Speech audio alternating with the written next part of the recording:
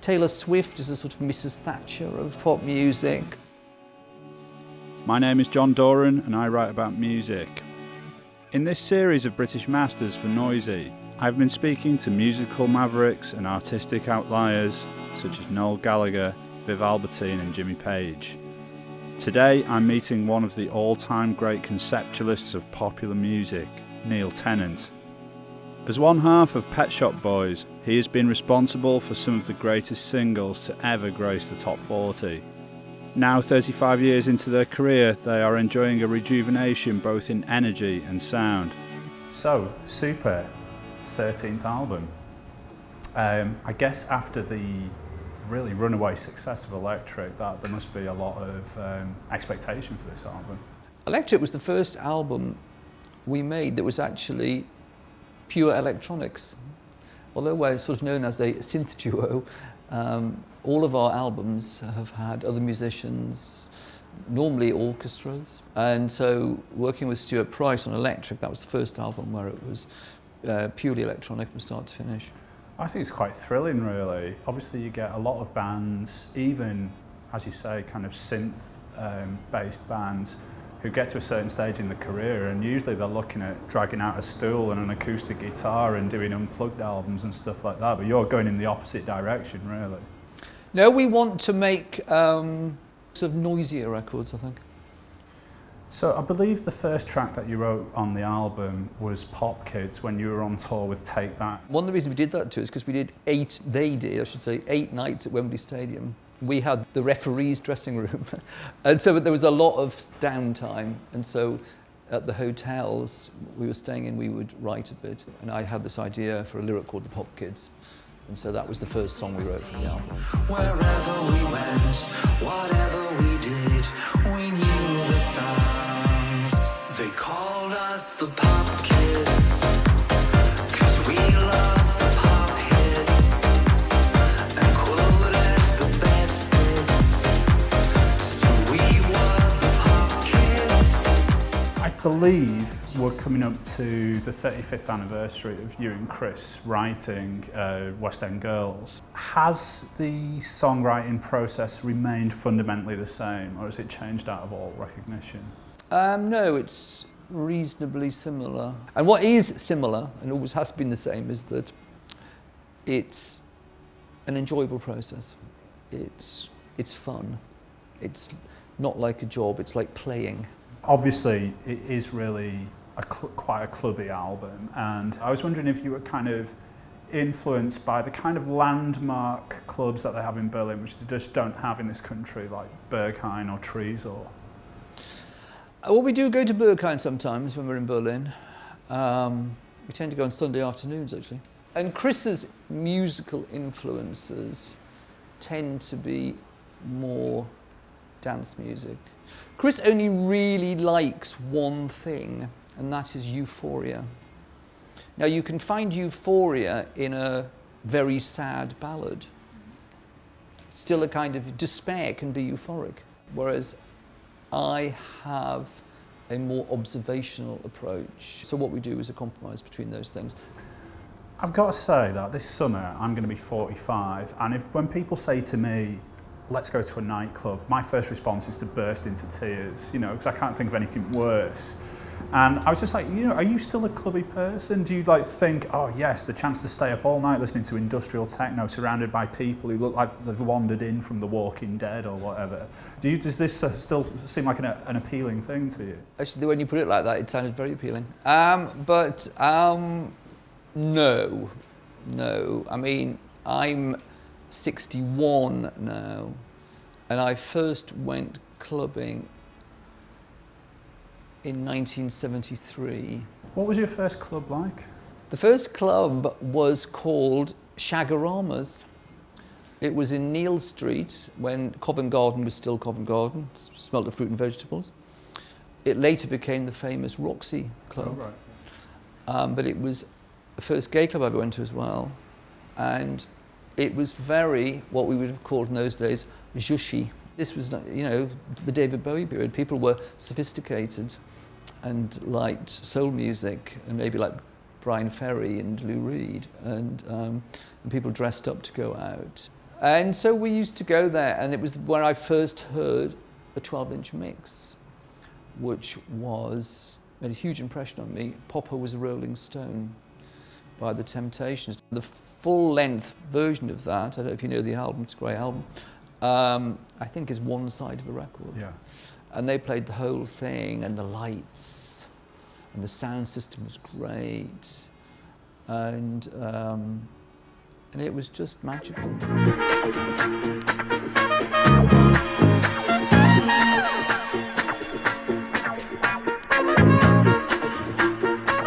It's very easy, I should say, for me to sit here in 2016 and say, West End Girls, one of the greatest pop songs ever recorded. But obviously the actual narrative of what that song went through is a little bit more complicated than that. And the Bobby O version, fair enough, that was a club hit. But when you came to re-record it, I believe neither your label or your manager liked the song, did they? Yeah, they liked the song. Tom Watkins was managing us, loved the original record of West End Girls.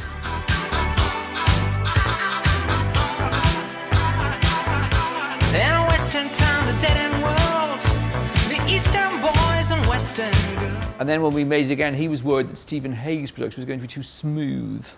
Right. And Chris and I wanted to make it sound filmic, which is why it starts with someone walking down the street. You get that sort of ersatz trumpet solo in the middle, because we wanted it all to sound very film noir. That was our sort of idea of it. What the record company and Tom were saying was, oh, but is this going to be a hit? And we thought if it wasn't a hit, then we would never have a hit, because we thought it was unusual. We regarded it, by the way, as a rap record. Yeah. It never ever appears in any history of rap, even though it was the first rap memoir in America.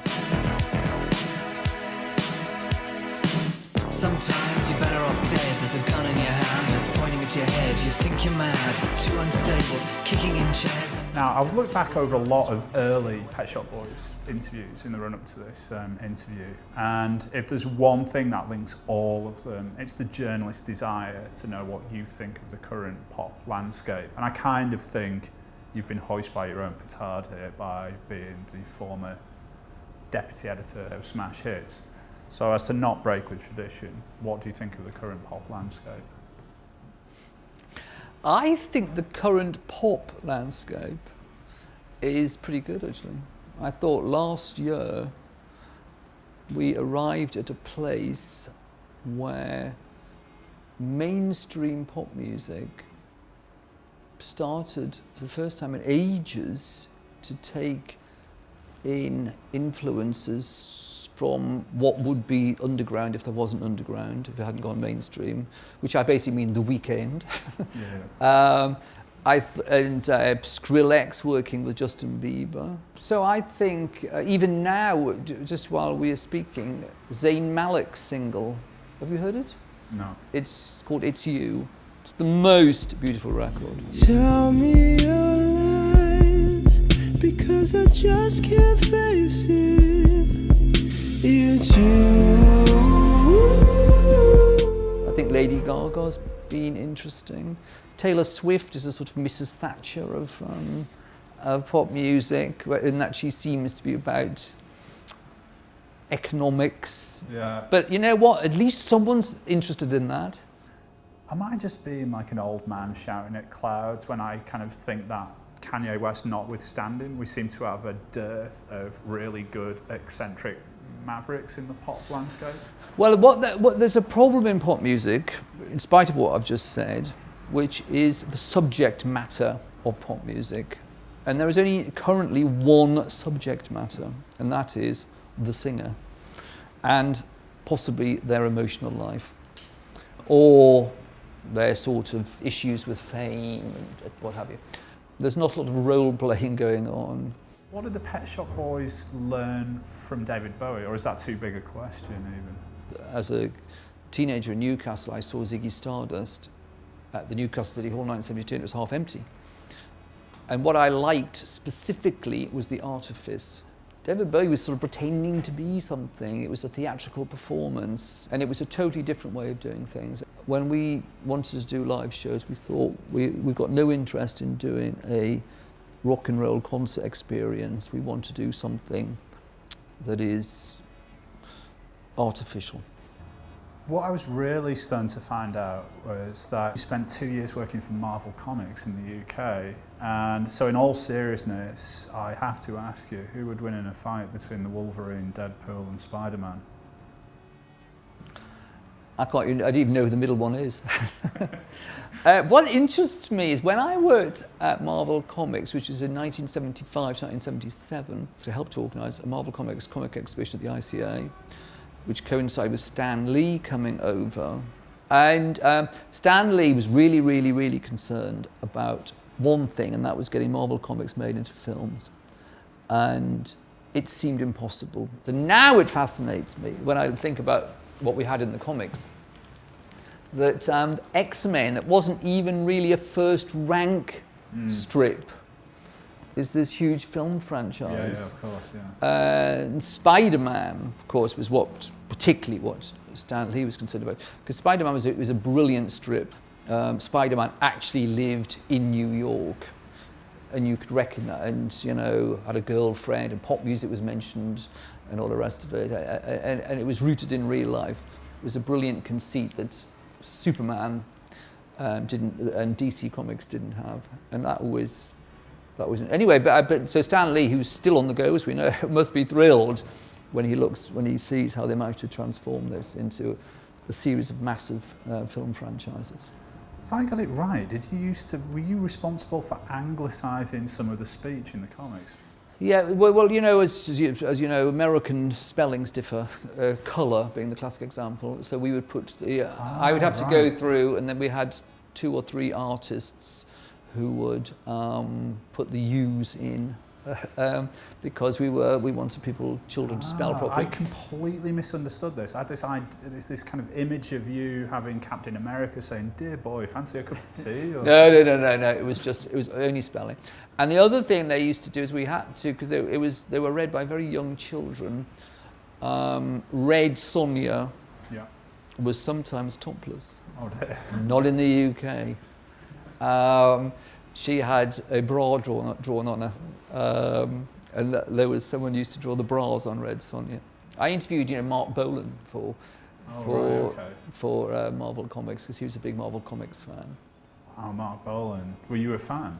I was still a massive fan of Mark Bolan. What was he like? Mark, very nice. He was chunky. When he died, he'd gone skinny again. Yeah. Amazing about Mark Bolan, when he died, he was only 29. He seems really young now, when you were 45. And he had great big hands. He had fingers like sausages. And because you always thought of Mark Bolan as being fey. And actually, although he didn't talk like this, and he was, he was great. One of the few regrets in my life is that he gave me a copy of his album Futuristic Dragon, and I didn't ask him to sign it because I thought it was uncool.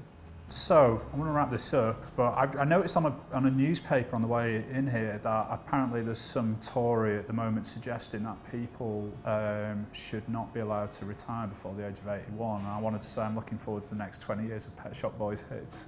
Thank you. Yes, I don't think we'll be retiring before what did you say, 81? 81. Chris is endlessly complaining about this, because it's even as it stands at 67, isn't it? Yeah. Chris was complaining about this only the other day. So when you turn 80, you'll be like, oh, thank God, only 12 more months of the Berghain left. There you go, that's it. Oh, look, we've matched the walls.